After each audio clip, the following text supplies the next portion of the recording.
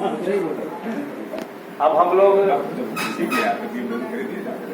इस चिंतन बैठक की कार्यवाही आरंभ करते हैं।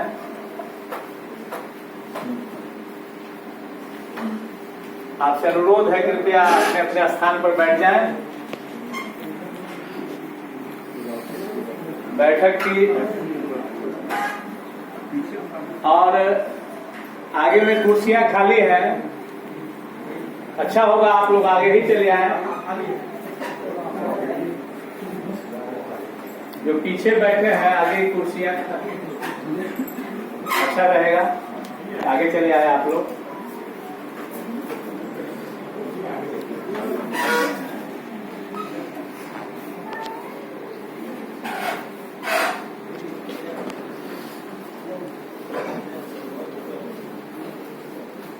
किसी भी बैठक को विधिवत शांतिपूर्वक चलाने के लिए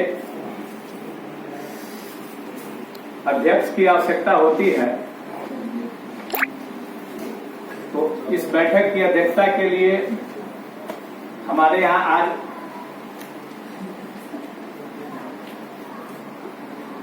हम लोग के अभिभावक और आपके बीच के डॉक्टर लाल बाबू सिन्हा उपस्थित हैं। इनसे आग्रह करेंगे कि इस बैठक की अध्यक्षता करें।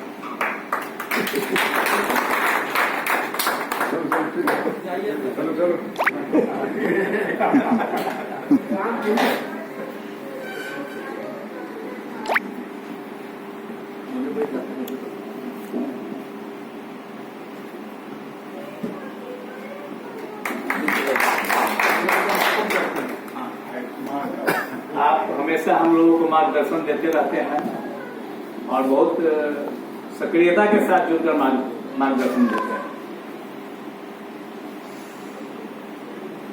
इसके बाद हम चाहेंगे कि अध्यक्ष महोदय अपना उद्गार व्यक्त करें इस बैठक में।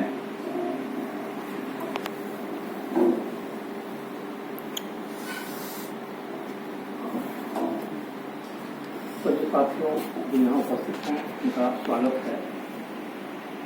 आज की इस बैठक का मूल मंत्र है कि हमारा समाज जो एक पूर्वी चेतना रैली किया था, जिसके फलाफल प्राप्त हुए थे, जो आज मुख्यमंत्री के रूप में, उसके बाद से लगातार देखा जा रहा है कि धीरे धीरे सुस्ता अवस्था को समाज चली गई है और हम लोग एक दूसरे के प्रति उतने जागरूक नहीं है।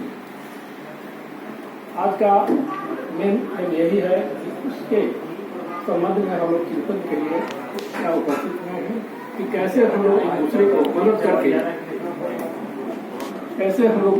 मदद करके समाज को आगे बढ़ते हैं। मदद करने के लिए तो बहुत सारे तरीके होते हैं। अगर हम लोग यही ठान लें कि हम लोग 2-3 आदमी को मदद करें अपने समाज को, और वो 2-3 आदमी को मदद करें, शायद आप लोग सब लोगों ने देखा होगा कि फिल्म आई थी जय हो, जिसमें लोग कह रहे थे कि 3 आदमी को आप मदद कर दो, वो अगला 3 आदमी को मदद करेगा, वो अगला 3 आदमी को मदद करेगा। इस तरह समाज में बहुत सारे लोगों की मदद हो जाएगी। इस तरह से ही अगर हम लोग एक दूसरे को मदद करने चले, और हम लोग अगर डॉक्टर समूह के हैं तो एक सिंडिकेट ही बना के चले कि कोई भी पेशेंट या किसी का हो तो उसको आपस में ही घर से घर जहाँ भी रेफर करना हो उसको आपस में ही। और आगे हम लोग जो चिंतन के लिए बैठे हैं कि अब पूरे बिहार में जो हम लोग पिछले जा रहे हैं, दिन पर दिन सोए हुए हैं, उसके लिए कैसे कैसे चिंतन को कैसे हम लोग आगे बढ़ें, लोगों को जागरूक करें, इसी संबंध में हम लोग आज बैठक कर रहे हैं। दूसरा बैठक का एक कारण था कि छत्रपति शिवाजी महाराज की मूर्ति 50-60 फीट ऊंची मूर्ति यहाँ जिब्यो गोलंबर या आर गोलंबर के पास सरकार से मांग की जाए कि सब लोगों की मूर्ति है, हमारे छत्रपति शिवाजी महाराज जो विश्व का राजा हुआ था उसकी मूर्ति क्यों नहीं लगी है। और हम लोगों की इतना यहाँ उपस्थिति है, करीब 1 करोड़ से ज्यादा हम लोग बिहार में हैं और तभी हम लोग को नहीं मिला है। तीसरा हम लोगों का मत था कि एक पटेल समाज का यहाँ अतिथिशाला बने, जो दूर दराज से लोग आए पटना में, उनको ठहरने की व्यवस्था हो और एक दूसरे से इस तरह से जुड़ाव बढ़ते जाएगा देश प्रदेश से ही। हम लोग ये जो कार्यक्रम शुरू किए हैं, एक सिर्फ बिहार को ही लेकर के नहीं चलने, इसका आगे भी हम लोग सोच रखे हैं कि अगर आप सब लोगों का सपोर्ट रहा, लोग अगर सपोर्ट करते रहे, तो हम लोग इसको पूरे हिंदुस्तान में रथ के रूप में चला करके और एक उसका अंत में दिल्ली में रामलीला मैदान में ले जा करके एक भव्य प्रदर्शन करेंगे। हम लोगों की उपस्थित, हम लोगों का जनसंख्या बिहार पूरे हिंदुस्तान में, जैसा कि आप सब लोग जानते हैं, तो गूगल के अनुसार भी 35 से 40 करोड़ के लगभग है, और हम लोग कितने पीछे हैं, तो इसी संबंध में हम लोगों का आज चिंतन बैठक है। आप सब लोग एक दूसरे से विचार करेंगे और आगे सोचेंगे, जैसा आप लोगों की राय होगी उसके हिसाब से हम लोग आगे बढ़ेंगे। उम्मीद है आप सब लोग इससे संबंधित होंगे और साथ देंगे। इसी चीज के साथ मैं आपकी से अपेक्षा करते हुए अपनी बात को समाप्त करता हूं। धन्यवाद।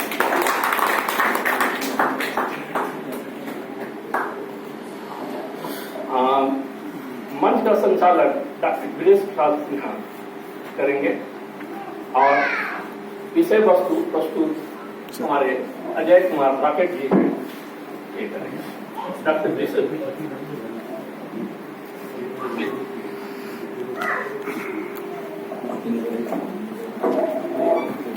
समादरणीय अध्यक्ष महोदय, इस सभागार में उपस्थित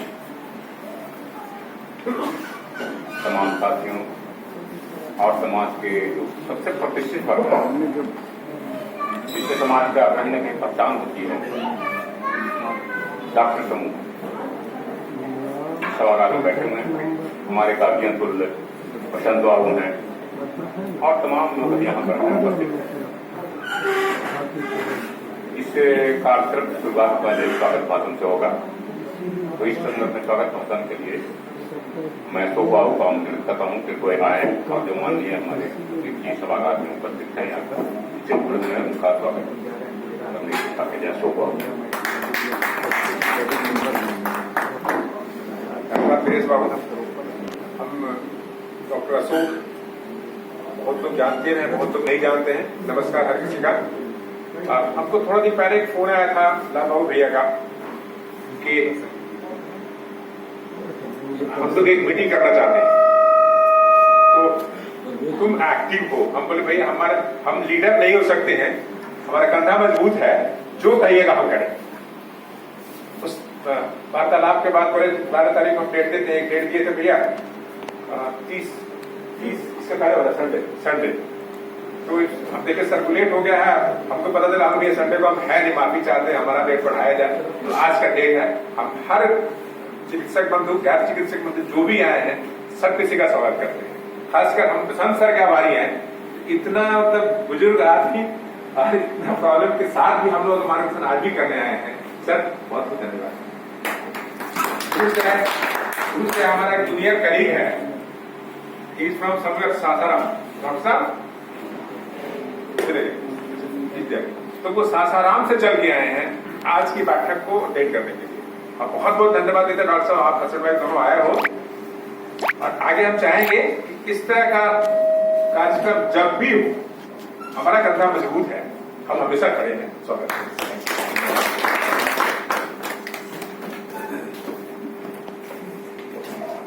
धन्यवाद सर। अब आज का जो बैठक है उसका विषय क्या है, उसके संदर्भ में विषय प्रवेश करने के लिए हमारे बीच हैं अजय कुमार रॉकट जी। रॉकट जी से तो तमाम लोग परिचित होंगे, जो ना परिचित हैं उनके संदर्भ में मैं बताना चाहूंगा कि रॉकट जी हैं, निक नेम इसका रॉकट है, अजय कुमार है। जिस रैली की कितना महारैली की बात करते हैं 1994 में आयोजित की थी, तो उसके आयोजन के संदर्भ में बहुत कुछ परेशानियां हुई।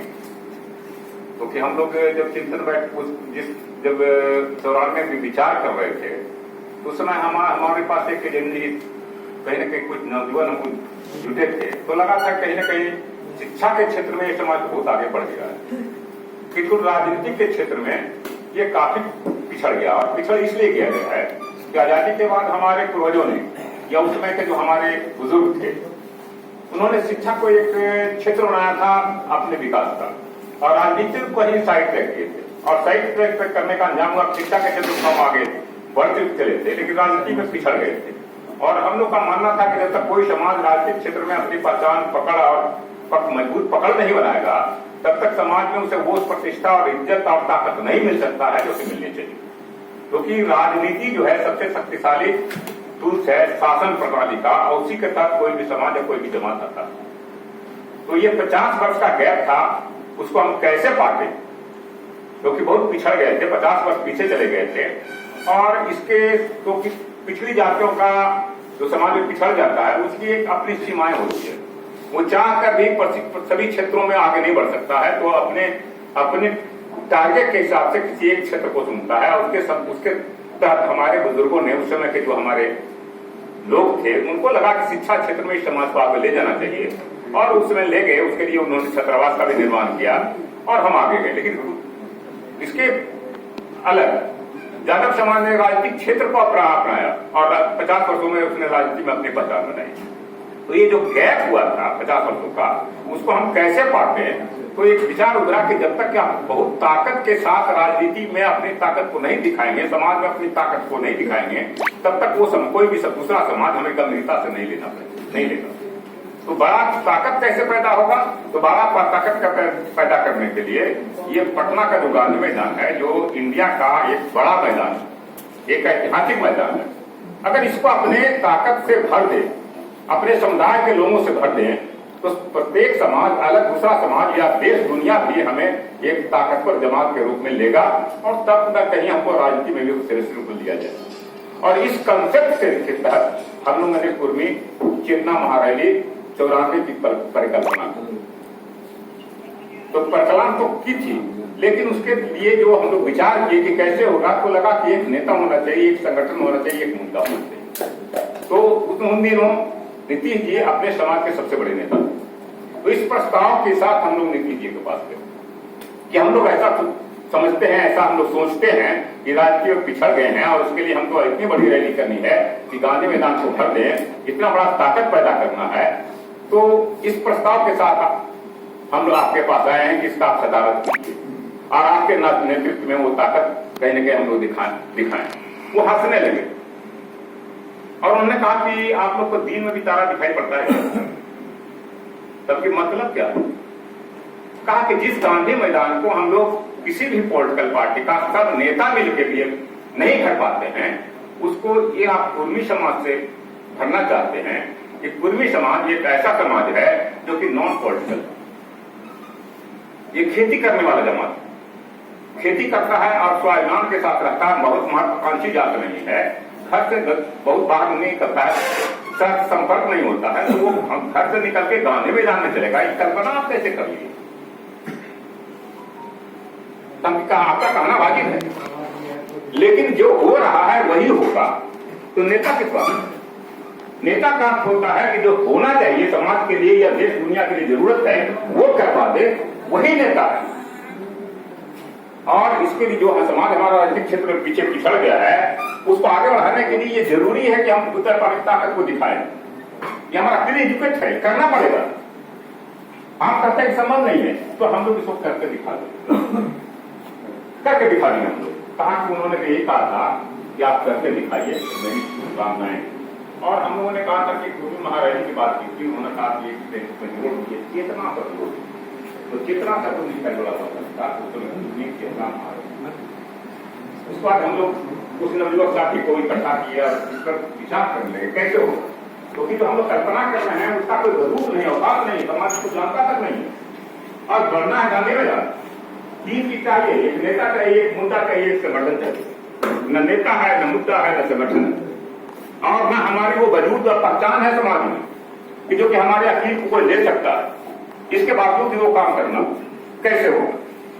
एक थ्रेड बेयर पर हम लोगों ने उस पर डिस्कशन किया, एक ब्लू प्रिंट बनाया। तो उसके तहत हुआ कि जब नेता नहीं है, जो नेता हमारे हैं वो भाग इसलिए चले, इससे खतरा को समझते थे। कहीं न कहीं राज्य के दूसरे स्तर पर वो जरूर थे, लालू ये पट्टा में कर थे, तो उनके पीछे साइड में नीतीश जी भी थे। उनको लगा कि अगर ये परसेप्शन लेके चलते हैं और फेल करते हैं तो हमारा स्थिति तो रिस्क लेने के लिए तैयार नहीं हुए, तो हमको नेता चाहिए। तो नेता कहां से आएगा? नेता तो कोई अगर पर है कोई नहीं। तो एक कंसेप्ट आया कि कहीं ना कहीं एक ऐसा अगर रथ निकालें जो रथ समूचे बिहार में दौड़े और इस मैसेज के साथ दौड़े, तो हुआ कि हाँ इस रथ को ही हम नेता मानेंगे। तो नेता कैसे होगा हमारा रथ? तो कहा कि जब रथ निकलेगा, पटना में घूमेगा, तो उसके आगे आगे 100 गाड़ी होगा, 500 मोटरसाइकिल होगा, झंडा होगा, बैनर होगा, स्लोगन होगा, जय शिवाजी, जय पटेल, पूर्वी को मत समझो, इस तरह का नारा होगा।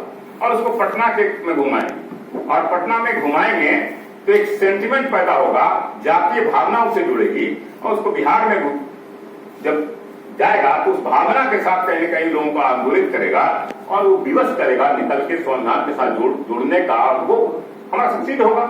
तो फिर आगे हुआ क्या, फिर ठीक है यहां से जाएगा आगे, रथ तो चला जाएगा पटना से घूम के, आराम में रिसीव कौन करेगा? हमारे पास संगठन नहीं, कोई ऐसा संगठन नहीं है, आराम में रिसीव कैसे करेगा? तो विचार विमर्श करते करते उसका समाधान निकलते हुआ कि एक रेस रथ हम लोग निकालते, रथ निकाले, उसको पूर्वी चेतना पायलट गाड़ी, पायलट रथ के पहले पायलट गाड़ी चलेगा। जो पायलट गाड़ी जब चलेगा वहां, तो जहां जब निर्णय चौपट है उसके पहले 3 दिन पहले हो जाएगा, उसमें 2 आदमी नवयुवक जो होंगे, अनुभवी लोग को उनको भेजेंगे, वहां जाएंगे, समाज को लोगों को बीच में जाएंगे, उनको इकट्ठा करेंगे, उनको मैसेज देंगे, उनको बैनर देंगे, पैदा ये करेंगे, वहां संगठन बनाएंगे, हेडक्वार्टर को सूचना करेंगे और वहां रथ जाएंगे। इस तरीके से करके समूचे बिहार में पहुंचाएंगे, हम संगठन बनाते जाएंगे, रथ चलते जाएगा, भावना क्रिएट करते जाएंगे और कहीं न कहीं हम सक्सीड करेंगे। तो इसी कार्यक्रम के तहत हम लोग आगे बढ़े, और मुद्दा तो अपना एक आरक्षण वाला हम लोग खोज जाए तो उसको हम ब्लास्ट करेंगे, आरक्षण के मुद्दा को हम लोग ब्लास्ट करेंगे, और ये हम बताने का प्रयास करेंगे समाज को कि लालू यादव कुर्मी को आरक्षण को समाप्त करना चाहते हैं, वो सही रहे गलत रहे अलग मामला, लेकिन सेंटिमेंट हमको क्रिएट करना पड़ेगा और इसको मुद्दा बनाना होगा, और उसमें की नीति अनीति की बात सोचने कुछ छोड़ देना पड़ेगा, लेकिन यह करना पड़ेगा। उसी तहत एक रथ निकला था, तो रथ में हुआ था 15 नौजवान जो हैं उसमें बैठे होंगे और वो घूमेंगे, और वो कहीं ना कहीं उनका भाषण देंगे, अच्छी चीजें माहौल बनाएंगे। उसी रात में जो 15 नवयुवक थे उसमें से रॉकेट जी थे, ये इनके नेतृत्व में ये उसके लीडर थे, और इसके लीडरशिप में वो रथ निकला था। और वो 94 की कल्पना कीजिएगा तो बिहार की स्थिति कुछ दूसरी थी, और उसमें यादव कुर्मी में बिल्कुल एकता, और यहाँ फाट करने की बात तो खतरा हो, लेकिन उस खतरा को समझते हुए भी अपने उन खतरों का परवाह न करते हुए उस टीम के साथ रॉकेट जी निकल गए थे। वही रॉकेट जी हैं जो आपके सामने प्रस्तुत हैं, जो कि आज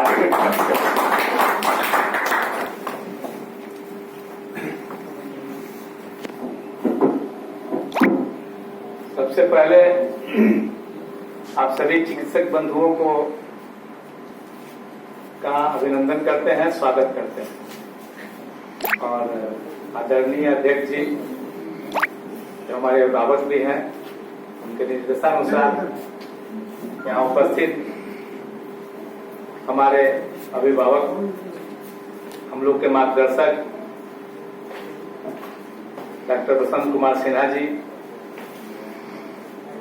संतोष जी, डॉक्टर संतोष जी, डॉक्टर अशोक बाबू जो आज के इस बैठक के होस्ट हैं, डॉक्टर धूरी जी और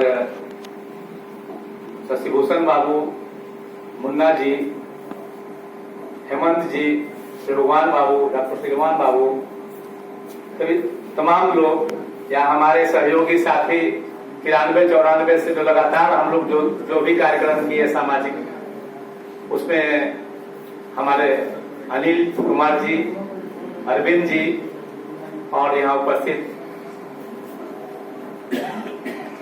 आदरणीय चिकित्सक बंधु, ये बहुत दिनों से हम लोग चिंतित थे इस बात को लेकर के कि इन दिनों बहुत शिथिलता समाज में आ गई है। कोई गतिविधि, सामाजिक गतिविधि नहीं हो रही है और शुरुआती दौर में तो शिथिलता इस कारण से आई थी कि सत्ता के शीर्ष पर हम पहुंच गए तो लगा सब कुछ मिल गया, हम लोग संतुष्ट हो गए थे, संतृप्त हो गए। जैसे जैसे दिन गुजरे वो भाव धीरे धीरे कमने लगे और उसका जो फलाफल था वो निराशा के भाव में बदलने लगे। हम लोग भी देख रहे थे कि चिंता है समाज में, लोग आकुल हैं, व्याकुल हैं, इन कहीं से कुछ हो नहीं रहा है। दूसरी एक चिंता ही थी, ये भी थी कि ठीक है आज हम लोग शीर्ष पर हैं, राजनीति के, बिहार की राजनीति के शीर्ष पर हैं और उसका फलाफल लाभ हानि क्या है उस पर बहुत बहस लंबी हो जाएगी। उसमें न पड़ते हुए हम लोग यह तो महसूस कर ही रहे थे कि ये जो नेतृत्व है वो अवसान पर है, उम्र के कारण भी और जो राजनीतिक परिस्थितियां बन रही है उस कारण से भी वो नेतृत्व, हमारा शीर्ष नेतृत्व अवसान पर है। और दूसरी ओर हमारे यहाँ जो परिस्थितियां बनी है पिछले 10, 15, 18, 17, 20 वर्षों में, हम लोगों ने उनके बाद second line, third line, fourth line हम लोगों ने तैयार नहीं किया या नहीं बन पाए। तो अगर उनका अवसान होता है तो निश्चित रूप में हमारे समाज में राजनीतिक शून्यता होनी ही होनी है। और जब राजनीतिक शून्यता होगी तो जो सामाजिक एकीकरण एक बिंदु पर जाकर के बना हुआ वो भी बिखराव की ओर जाएगा। तो बिखराव, अगर समाज में बिखराव होता है, ठीक है हम बहुत सक्रिय नहीं है, बहुत क्रियाशील नहीं है, लेकिन एक बिंदु पर हम लोग जरूर संगठित हैं।